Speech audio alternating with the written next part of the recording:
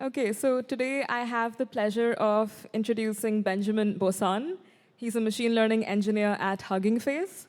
We couldn't have Sayak Paul today, but we do have him. And he will discuss how to write effective test cases for machine learning libraries. Please give him a very warm welcome.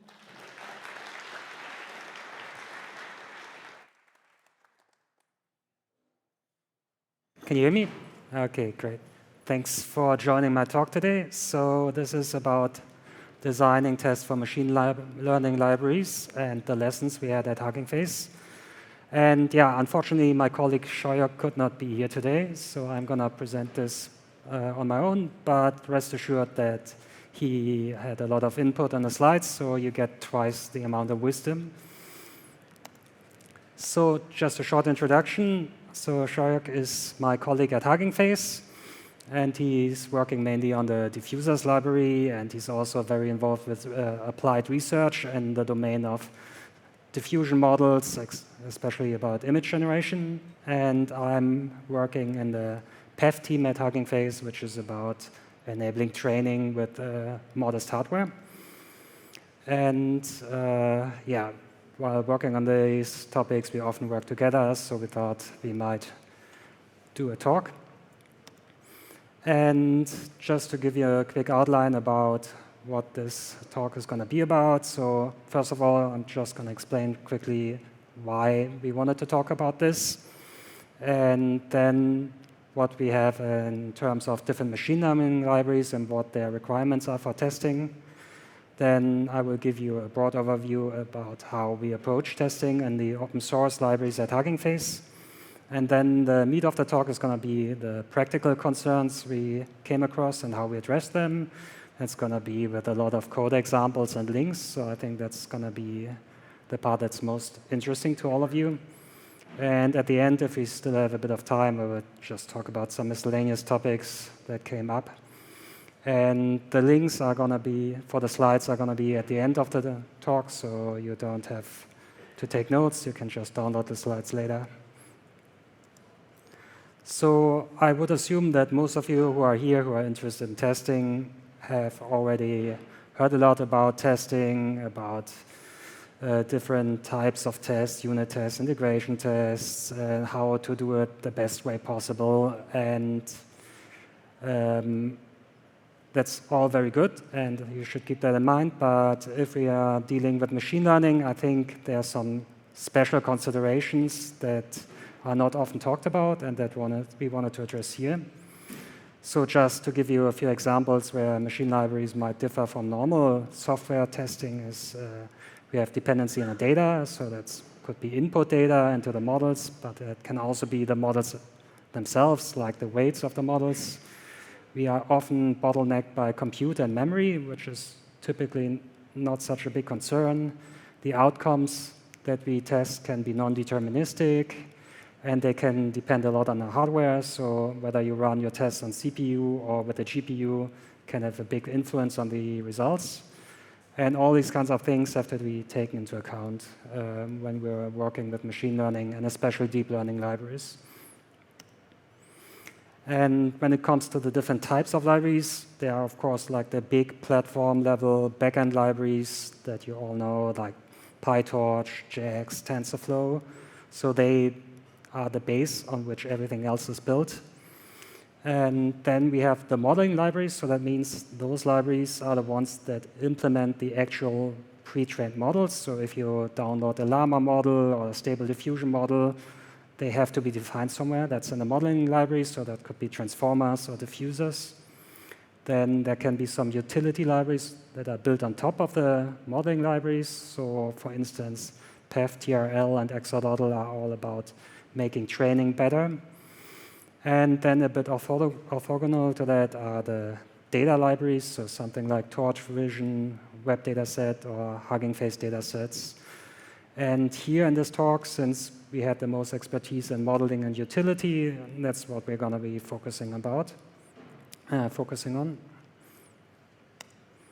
And you might not all know what those libraries are, so just a few words about them. So diffusers is basically providing a unified interface for all the state-of-the-art diffusion-based models. So that's puts it apart a bit from transformers, which is about mostly language modeling or vision language modeling. So here we are talking about diffusion. And the most prominent example would be stable diffusion, which you probably heard about, which allows you to input a text and generate an image. But diffusers also covers other modalities like video and audio. And PEFT is a library which allows you to train or fine-tune pre-trained models on your own data to make them even better at your task when you don't have huge machines to run those on. So typically, this is very costly in terms of compute and memory, and PEFT makes it cheaper. And between the two of them, we have 10 million monthly PyPI downloads and 50,000 GitHub stars. So they are quite widely used, and that's why testing is a very big responsibility, because many people depend on our packages. So at Hugging Face, how do we generally approach testing? So of course, the functionality of the library will dictate how we design our tests. And if we are talking about a modeling library like diffusers, you could imagine, okay, someone develops a new diffusion model, so we take that as a reference. We add the modeling code into diffusers. We might add some tests that the results are the same, and we're done. But in actuality, it's much more complicated than that, because users have a lot of demand about what those models should implement. So just some examples of that. So you might want to quantize the model to run it with a smaller memory footprint. So that's something that needs to be tested. When you train them, you might want to reduce memory by gradient checkpointing. So that needs to be tested. Just loading the model can take quite a lot of time. So we want to make the loading as fast as possible. That needs to be tested. We want to support parallelism. We want to support parameter offloading, because like diffusers is often a package of different models glued together, so we don't need all of them in memory. Torch compile is something new that's quite important to some of our users. So each time a new model is added, there's quite a wide array of functionality that needs to be tested. On the other hand, if we have a utility library like PEFT, it's not implementing any specific models, but still there are quite a few things that we need to test. Of course, we want to see whether the training works, obviously, but we also want to ensure that the methods work with a wide array of different types of models, so decoder-only models, encoder, decoder, diffusion models, so all of them should ideally work. And then we have a quite big array of features in PEFT that we want to support, for example, the merging of the weights or switching between different adapters and so on. So all of that needs also to be tested. Some PEFT methods support quantization. That's also something that needs to be tested, and so on and on. So as you can imagine, very quickly, we have a huge amount of tests. And this is just to give you like an idea. So this is from the diffusers code base, and all diffusion models that are added will run through all those tests to ensure that all these features that I talked about are actually working. And if you have worked with deep learning models, you probably know that they can be quite slow. So these models can have billions of parameters, so even just loading the models takes quite a lot of time. Running inference is super slow for some cases. So for our tests, that means the whole test suite is very, very slow, and that's a bad experience. We want to have quick feedback. So what you can do is basically take the configuration of the model and define a smaller one, and use the smaller one for testing, and qualitatively you will see very similar results to the real model. So that's typically what we do. And these smaller variants are also often found on the Hugging Face hub. So if you're testing these models and you find them to be too slow, you can search for those tiny random variants on the hub, and you will often find for the most popular models that someone has already done the work. And another general approach we take is that we stratify the test frequency. So what that means is we have some fast tests, which can still take quite a lot of time to run, but still are relatively fast. And they use those smaller models, and they run each time that someone creates a pull request or that we merge to main. Then we have the slow tests, which often involve more realistic models or even the real models if they're not too big. And they run at a lower frequency. So for example, each time we merge into main. And then we have nightly tests, which really just runs once per day. And there we really use real models, run the integration tests. We use accelerators like NVIDIA GPUs. So those are the big, expensive tests. Then about test matrices. So what we mean is, like, we have different axes. Like, we have the models on one axis, the different methods on the other, and the features we want to support on the next one. So if you take all of this together, you have like a big combination of different things that we want to test. And implementation-wise, it's often a base class for all the different models and methods. And then we parameterize it over the things that is changing.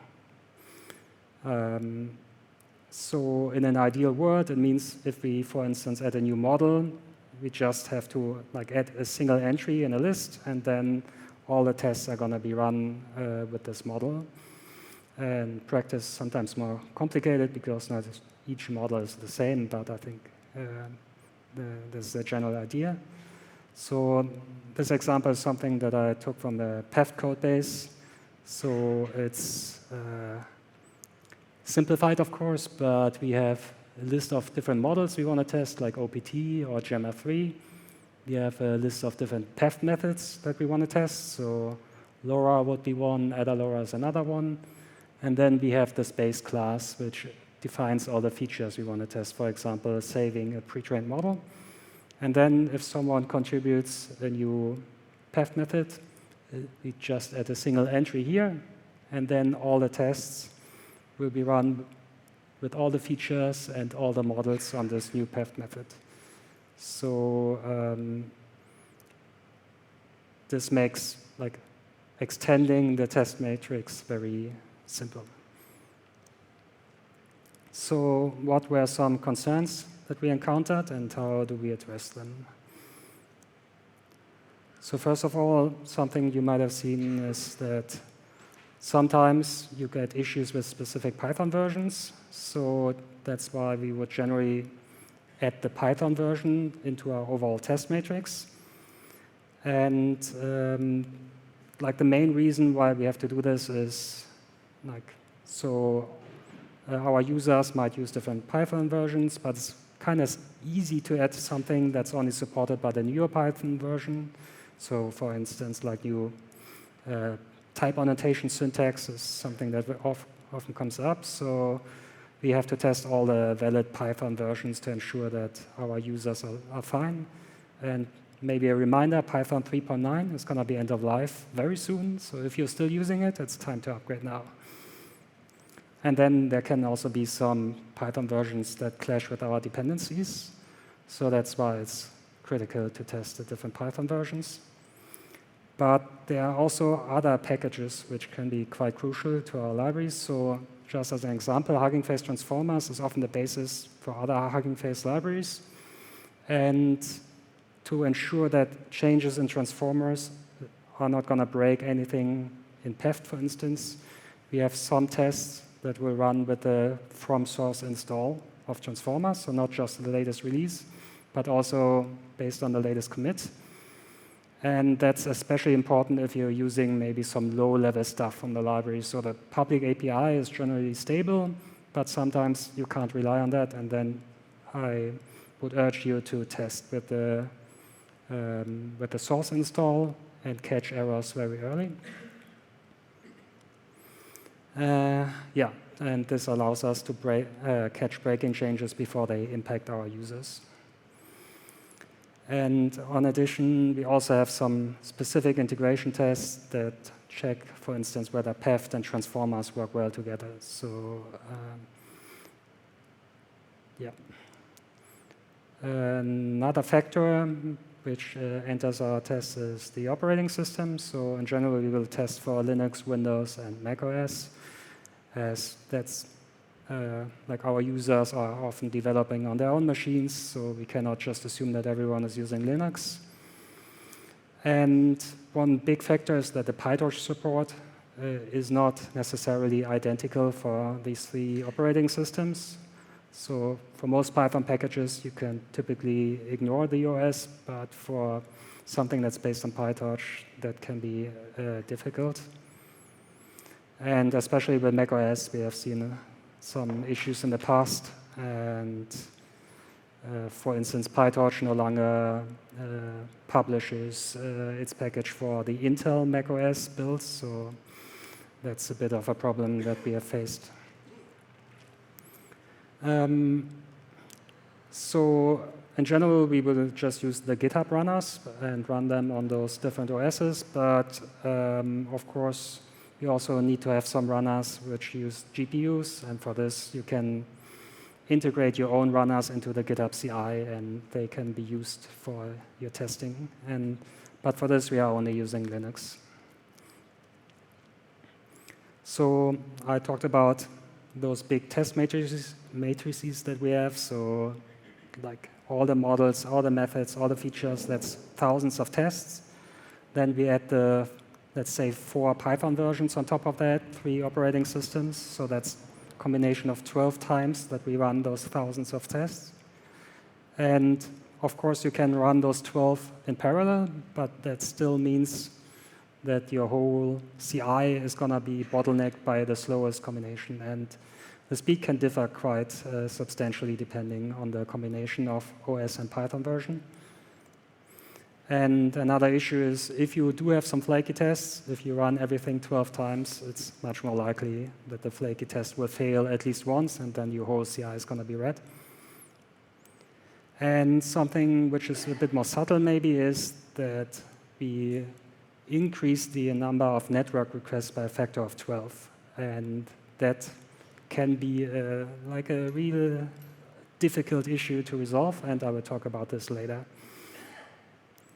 So another thing that's important, so as you know, for machine learning models, the speed is a crucial factor. So if you're evaluating whether you use a certain model for your own problems, you will certainly think about how long it takes to run.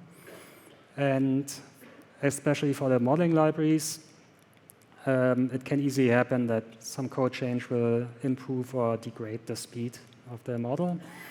And that's, of course, something that we want to keep an eye on. So if it's going to be faster, that's fine. But if we are slowing down, then we need to do something. And the way to do it is through benchmarking the model runtime. And for our users, it's basically almost like, so if a model becomes slower, it's almost like a backwards incompatibility, because it means our users cannot upgrade our libraries without fear of breaking something in production. So that's why we have to take it very seriously. So when we're benchmarking, we have to think about a few things. So if it's possible, we would use the real models and not the toy models with a small memory footprint that I talked about earlier. But like depending on the hardware, it might still not be possible to run the real model. So in this case, we will try to find something in between, which is maybe half as big as the real model, but not 20 times smaller like the toy models. Yeah, for diffusers, especially parameter offloading is something that we have to take into account when we are benchmarking, because that has an impact on the runtime. And as like the libraries get older, more and more models are being added. Like at some point, we have to drop some of the older ones, which are not popular anymore, because otherwise the load would just explode over time. And on the Hugging Face Hub, we can see which models are very popular, which are downloaded quite a lot, and then we can use that to prioritize the benchmarks. And yeah, at the end, we will collect all the metrics and report them. So something like latency, how that changes over time, and if we see some weird spikes, we can immediately intervene. And this is just an example from diffusers where you can see like different metrics that we collect. There's a link below where you can check how it's done.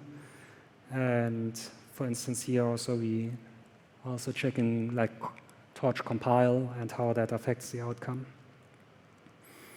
For PEFT, which is not a modeling library, it's not quite the same, but also still we want to do some benchmarking to ensure that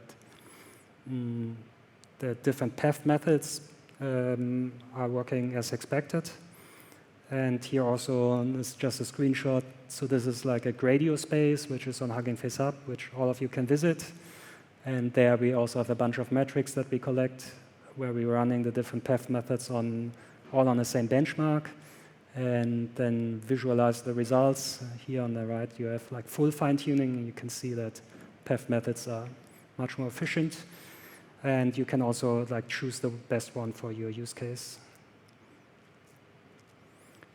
Another thing you might have heard about is code coverage. So in case you don't know what it is, here's just like a simple view. So when you're running your unit tests, you can enable code coverage. And then for each line of code that you're testing, it will record whether this line has been visited or not.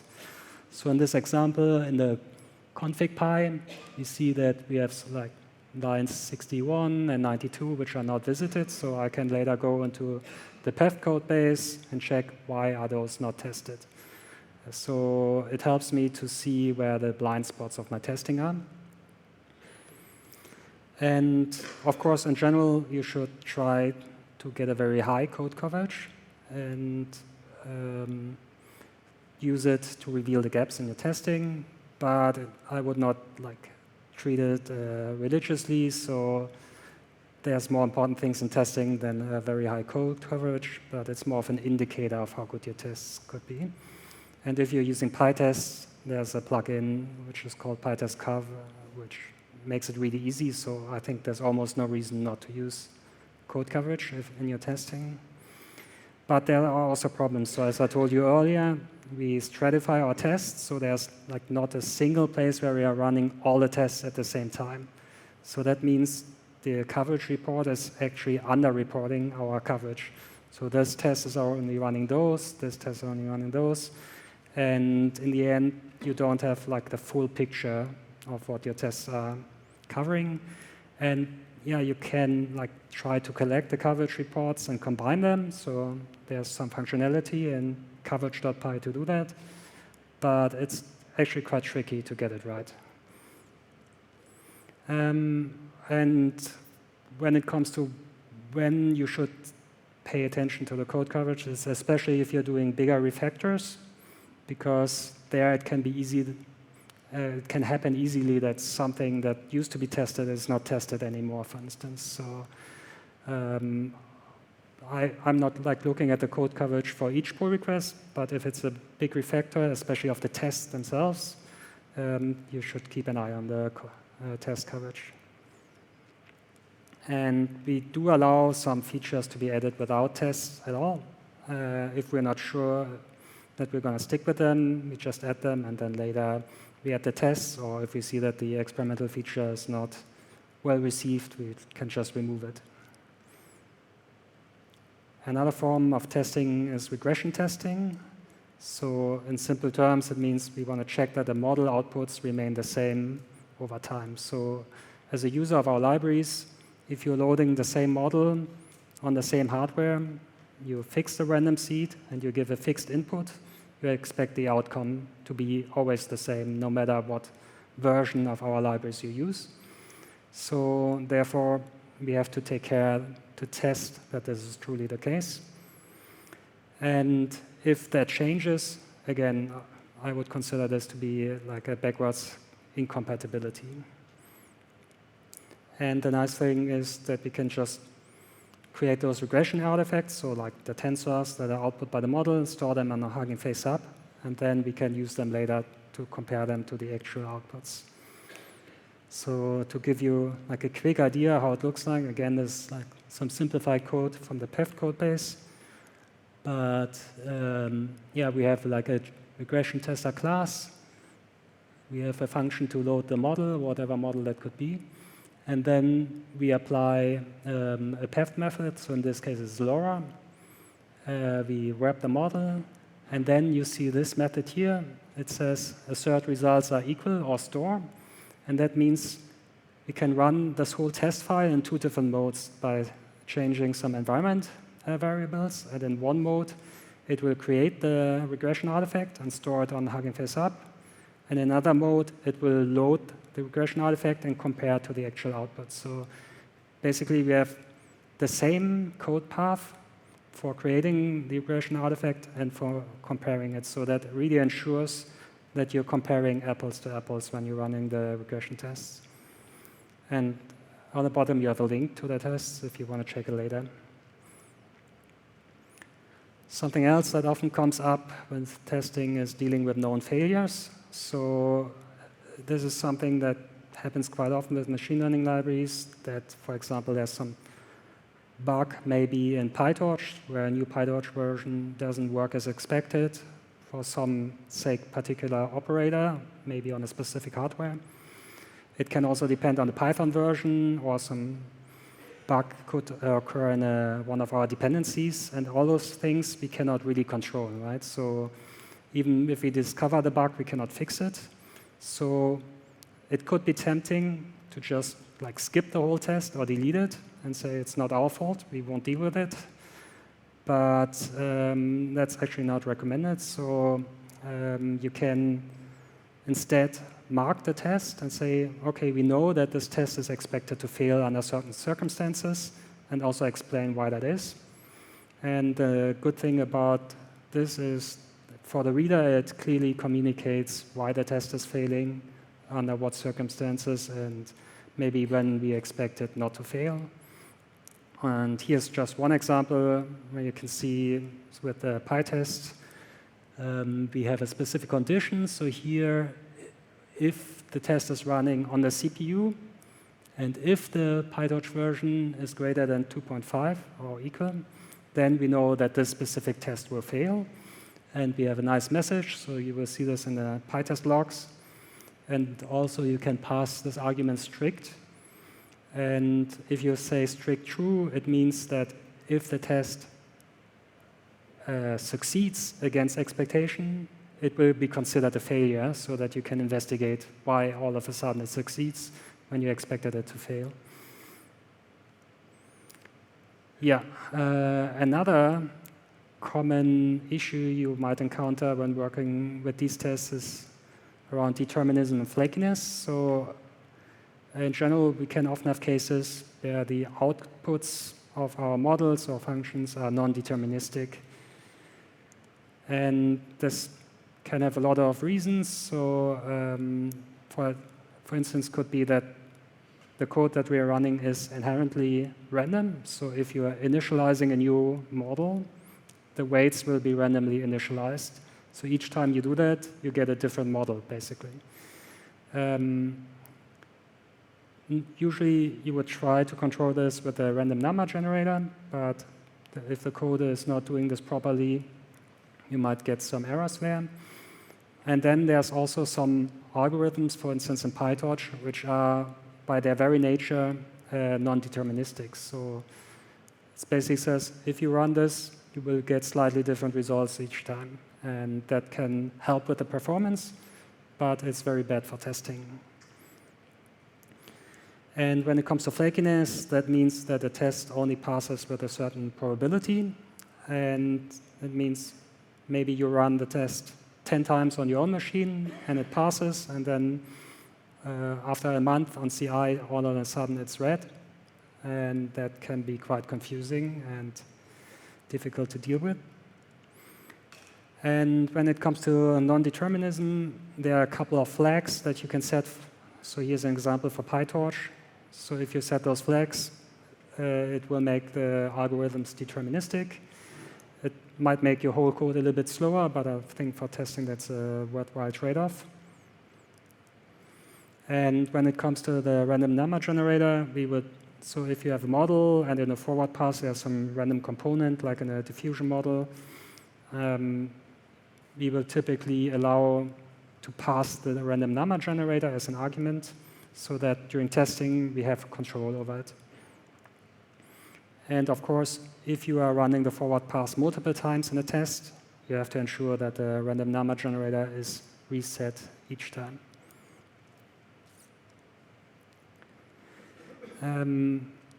For some other tests where we know that the output can be a little bit random, what we will often do is not check whether two outputs are exactly identical or exactly unequal, but we'll instead measure some type of similarity between the outputs. So we can say we expect the output to be within this range, but we are not saying it's completely identical or completely different. And for flaky tests, it's typically once you have identified them, what you can do is, for instance, add a decorator. There are some packages for that, but you can also write your own. And for instance, say, let's run this test 10 times. And if the probability that it passes is, I don't know, 99%, then if you run it 10 times, it's almost guaranteed to pass. I mean, in an ideal world, we don't have any flaky tests at all, but sometimes it just can't be helped. And then something that we discovered to be really, really important is caching.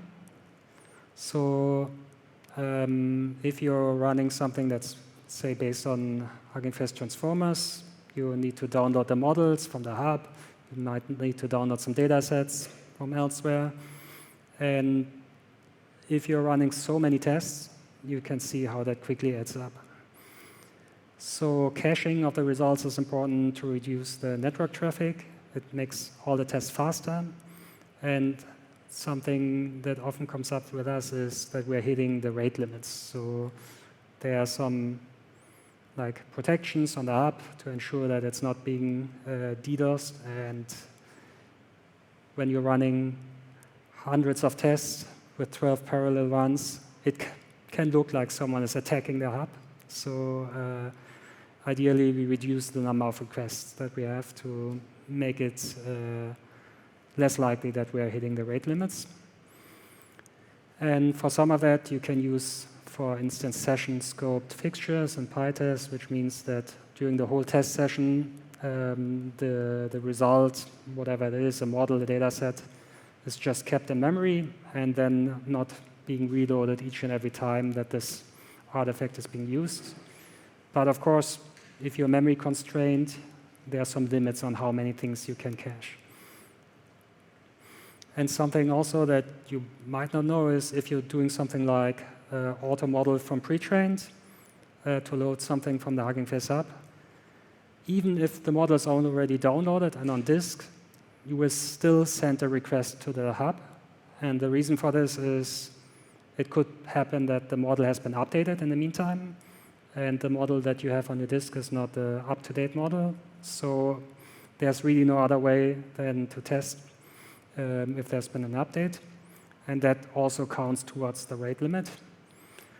And generally, what you can try to do is pass some arguments like local files only true, or set an environment variable that will prevent any calls to the Hugging Face app. But of course, you have to download the model at least once at some point. Right? So it's not very, you cannot just set those arguments and forget about it during your tests. So one possible workaround for this is to cache the models with the GitHub cache. And then when your workers run, they will pull the GitHub cache and avoid calling the hub completely. So one of my colleagues, who's also here, worked on that. So if you have questions on how to implement this is also quite tricky, you can talk to him. And then another thing where you might want to apply caching is caching of the outputs. So sometimes you will notice that different tests are all working, let's say, with the same base model. So the output of some call will always be the same. And then you can just store it in memory and not recompute it each and every time. And if you're interested in that, just check the linked PR here. And implementation-wise, that is quite easy to implement also with PyTest fixtures. Yeah, and then at last, just some random topics that came up that might be interesting to some of you. So if you're working with PyTorch, you should generally not compare outputs by using equal in Python, but you should use something like torch all close or torch.testing.assert close. And the reason for that is even if you're running the model in a way where you think the outputs should be exactly the same, often they're not exactly the same. So mathematically, it could be exact, but as you know, we are working with floating points, and floating point arithmetic often leads to some weird cases where like associativity is no longer true. So it's just better to use those functions to define a tolerance which is acceptable to you, and then you can pass that as an argument. And if you have some tests that only run on specific hardware, so maybe they require an NVIDIA GPU, you can use markers also to check for this and then skip the tests if they just can't be run. And something also that can be quite useful is it really doesn't cost you a lot each time when the tests start to set the random seed to a specific value, and then after the test finishes to free the memory. And like usually you would think you don't have to like free the memory manually because that's what the garbage collector should do. But in practice, especially with testing and running tests in parallel, it can easily happen that you have some kind of memory leak. So I would recommend to do it. It's not very costly. And if you're using PyTest, you can, for instance, use an auto-use fixture. So it will run with all of your tests automatically. You don't have to remember to use it, to do these steps each time. Yeah, code quality is adjacent to testing, and is something that's really important to us. So we want to have some linting, some style checks on our code. And for that, we just use rough, like probably most of you also do. And one reason why it's especially important for us is that we get a lot of contributions on our open source packages, and people have lots of different backgrounds, lots of preferred styles. So in order for our code base to not look messy after a couple of merges, we have to ensure that we have some uniformity in the code. Then if you see that your tests are too slow, you want to improve the speed, how would you proceed? So if you're using PyTest as a test runner, you can add this -- durations argument, and then it will report to you the slowest test in the test report at the end. So always, before you even start optimizing the speed, first check what is the slow part. And then some strategies that you could do is like using smaller models, as I explained to you earlier. You can use caching and so on and so on. And then if that's not enough, move the test to a slower schedule. So for example, only running it nightly. And then as a last resort, if none of this helps, I think you have to bite the bullet and get a more powerful machine. But yeah, that's costly, it's difficult to set up, so ideally this can be avoided. Then maybe just a word about the testing framework. So the two big ones are the built-in unit test and PyTest. And yeah, there's some people arguing about which is better, which one you should use, but I think in the end it doesn't really matter.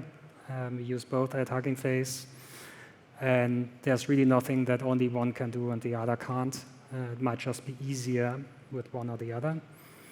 In general, I'd say PyTest is so widely adopted in the community and has so many nice creature comforts that we tend to move more of our tests toward PyTest. And we also always use PyTest as the test runner itself because it has some nice features like allowing you to set specific tests to run and debugging, parallelizing the tests. So I think there's really no contest when it comes to test runners. And then, as I mentioned, we have a lot of community contributions, and that also affects how we test.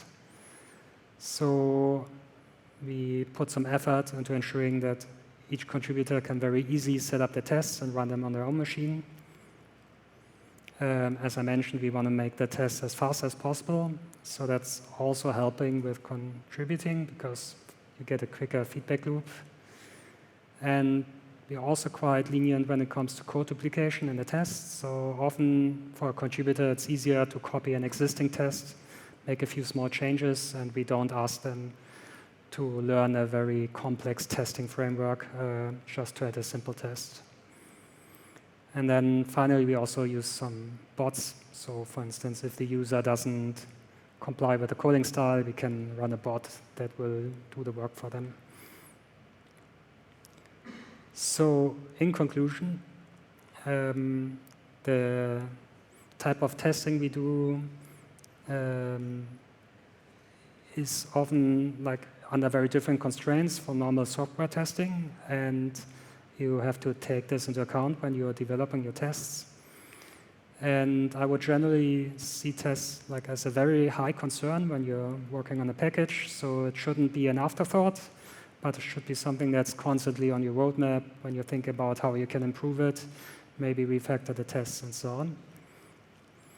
And as I mentioned, you should try, on the one hand, to cover like a lot of use cases, so go wide and ensure that all the features work with all the models and so on. But then for some models or for some functionality, you also have to go very deep. So for instance, if you know there's a very popular model, you should run the benchmark tests on this specific model. You can't do it for all models, but at least for some, you should do that. And then if you see that all of this is becoming too costly, you should prioritize your tests and stratify them so that the most important ones run the most frequently. And then you should know the tools that you're using for testing really well, because they provide a lot of functionality that can help you make your life easier. So yeah, read the docs or use a chatbot to learn about those tools. Yeah, and that's it. Here are the links, and thank you all for listening to my talk.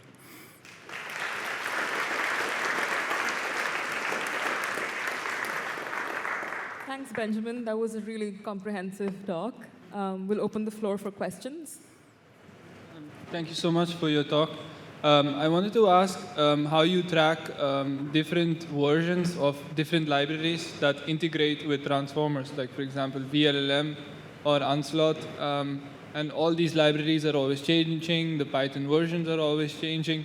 How do you keep track of different libraries that you may use also in your code? How do you deal with these changing libraries? Yeah, so if we have some like external libraries from other people who are not working at Hugging Face, like VLLM or Onslaught, of course, in a sense, it's their responsibility to do the testing, but we do, for some of them, have like these integration tests that I quickly alluded to earlier, so that we can ensure that the two work together. So then, for example, during the nightly runs of transformers, those integration tests might run, and then if something goes wrong, we know it immediately. And we also have like a Slack channel with all those people, and we communicate there all the time. So in transformers, if we're doing a big refactor, we might just tell, hey, quick heads up, there's going to be a change there. Please test it. If there's any issue, get back to us. And just in general, if you are working with the Hugging Face libraries and, I don't know, you run into some issues with rate limits or whatever, always come to us, find us wherever you can find us. And we are often very accommodating to make it easier for the community to use our packages. Thanks, yeah. I think at some point you mentioned integration tests of like your own libraries, right? Yeah. And do you do that? Do you automate that? And in that case, how do you trigger them? Sorry, so the last part? I mean, when do you trigger an integration test? How do you know that it's time to perform an integration test between your libraries? Yeah, I mean, I wouldn't say that we necessarily treat them differently when it comes to when we trigger them, but depending on the type of integration test, they often require us to use like a real model. So we're using, I don't know, a llama model, then we are adding PEFT on top of that, see how that works. So that is more likely to dictate when we trigger them. And then it runs maybe just on a nightly schedule. And if it's, say, the integration between PEFT and transformers, we also ensure that we are running this with, as I mentioned earlier, with the source install, so that if there's anything that breaks, we will see it immediately and not only after the release. But yeah, I'd say, so we are not like adding some kind of logic which detects, oh, we changed this file and that file, therefore we have to run the specific test. So that would be nice to have, I guess, but that's not implemented. Okay, thank you. Next question. Yeah.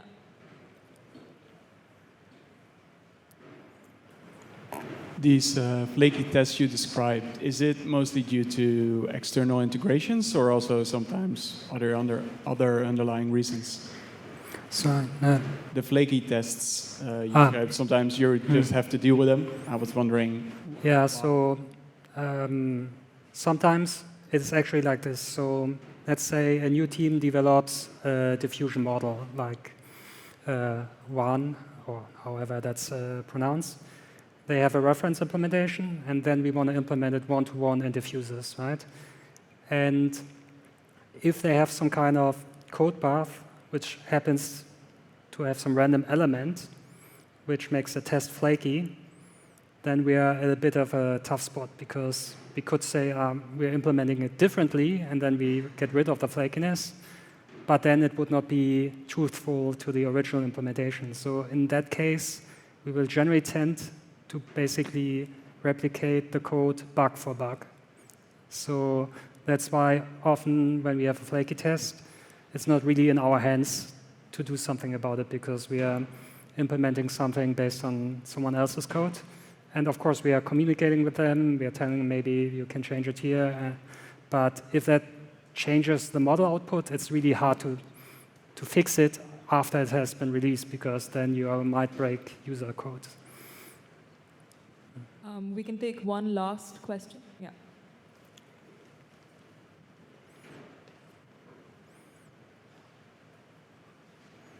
So thank you for the presentation. You were describing that you could also test the training capabilities of a model, but I was wondering, what do you use then as a truth, especially during the early training stages?